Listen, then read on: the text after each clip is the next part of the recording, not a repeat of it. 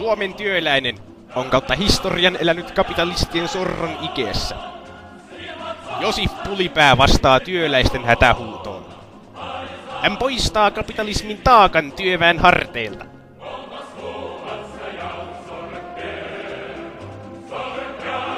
Suomessa proletaarin arki on usein kurjaa ja epäoikeudenmukaista.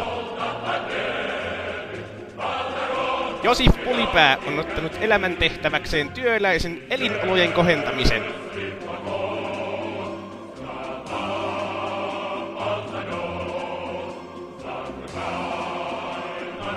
Eläkeiän ynnä työajan kohtuuttomat pidennykset, työolojen kurjistumiset sekä palkkojen alaslaskuun nakertavat pohjaa työläisen moraalista rotan lailla. Josif Pulipää kitkee kapitalistit ja niiden hännystelijät kaikista päättävistä elimistä. Hän ohjaa työläisen kohti auvoisampaa huomenta. Työläisen arki on vastoinkäymisiä täynnä.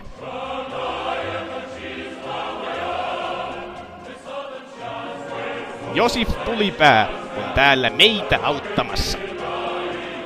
Hän palauttaa työn ilon tavallisen kansan syviin riveihin. Ei riitä, että pelkästään työn epäkohtia korjataan.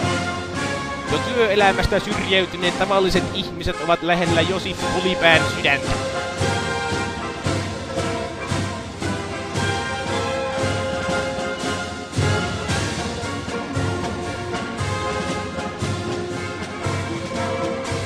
Äänestä punaisemman huomisen puolesta. Josif Pulipää, koska totuus ei pala tulessakaan.